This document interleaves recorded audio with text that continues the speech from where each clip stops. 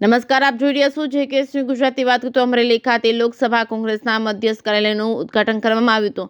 આ ઉદ્ઘાટન પ્રસંગે લોકસભાના ઉમેદવાર જેનીબેન ઠુમ્મર, પૂર્વ સાંસદ વિરજીભાઈ ઠુમ્મર તેમજ પ્રતાપભાઈ દુધાત, સુધીરભાઈ વાઘાણી, કનુભાઈ કલસરિયા સહિતના મોટી સંખ્યામાં આગેવાનો કાર્યકર્તાઓ હાજર રહ્યા હતા. કોંગ્રેસ અને આપ પાર્ટીના ઇન્ડિયા ગઠબંધનના કાર્યકર્તાઓ સાથે બેઠક યોજાઈ તે ઉદ્ઘાટન પ્રસંગે સત્યનારાયણ ભગવાનની કથાનું આયોજન કરાયું હતું. જેનીબેન ઠુમ્મરને જંગી બહુમતીથી જીતાડવા માટે હાકલ કરાઈ હતી. JKS ન્યૂઝ ગુજરાતી સાથે જૈનિક સોજિત્રા, અમરેલી.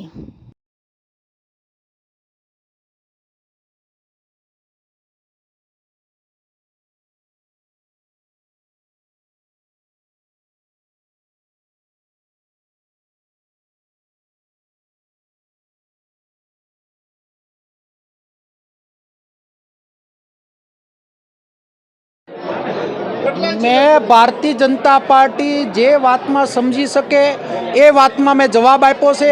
गई काले विसावदरना 2 दिवस में जे बनाव बन्यो छे, जे भारतीय जनता पार्टी नो वेचायेलो धारासभ्य ए राहुलजी बारा में टीका टिप्पणी करीने जे वाणी विलासेणे कर्यो छे, तो वळतो जवाब मारे एने करवो ए मारी फरज में आवे छे.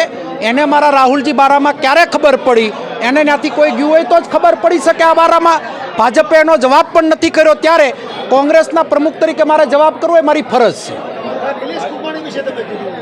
जे कीधुं ए मैं योग्य एटला माटे कीधुं छे के लोकशाहीनी अंदर प्रथम वखत आवो कोई बनाव बनतो होय अने मुख प्रेक्षक बनी अने जोतुं रहेवुं ए मारो स्वभाव नथी.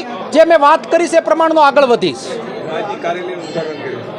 आज मध्यस्थ कार्यालयनी अंदर कोंग्रेस परिवारनुं उद्घाटन, मोटी संख्या में पधारेला कार्यकर्ताओं और कार्यकर्ताओं उत्साह ए आवनार दिवसों में भारतीय जनता पार्टी अहींया भरी पीसे ए खुले खुल्लू देखाई रह्युं छे.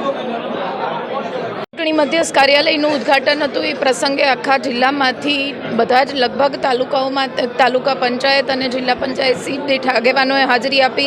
ખૂબ ઉત્સાહ સાથે લોકો રહ્યા. હું હંમેશાથી જ્યારથી મારી ઉમેદવારી જાહેર થઈ છે શીર્ષ નેતૃત્વના માધ્યમથી, ત્યારથી હું કહેતી આવી છું કે અમરેલીમાં જે 26માંથી 26 બેઠકોના સપના ગુજરાતમાં જોવે છે એની બ્રેક અમરેલીમાંથી લાગવાની છે. હવે ધીમે ધીમે આ વાત એ ઘર ઘર સુધી પહોંચી છે અને ઘર ઘર સુધી આ સંદેશો છે કે આ વખતે અમરેલીમાં પરિવર્તન લાવવાનું છે અને જેની ઠુમ્મરને દિલ્હી સુધી પહોંચાડવાની છે, અમરેલીના અવાજને દિલ્હી પહોંચાડવાનો.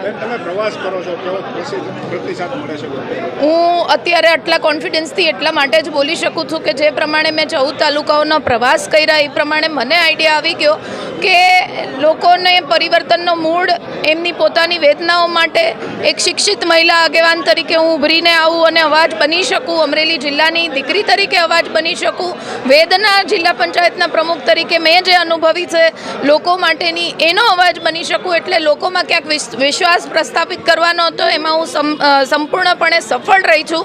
અને જે સંદેશો મારે પહોંચાડવાનો હતો એ ખૂબ સારા પ્રતિસાદના માધ્યમથી મેં પહોંચાડવામાં પણ ઘણો બધો ફાયદો થયો છે.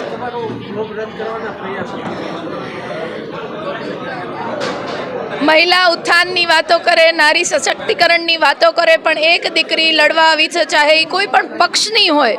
વડાપ્રધાન જ્યારે સ્ત્રીઓને આગળ વધારવા માટે, મહિલાઓને આગળ વધારવા માટેના આટલા બધા ભાષણો ને આટલી બધી વાતો કરતા હોય ત્યારે કથની ને કરનીમાં સંપૂર્ણપણે ફરક છે. એ આજે આ ફોર્મની જે 2 દિવસની પ્રક્રિયાઓ હતી એમાં સરકારે સાબિત કરી દીધું છે.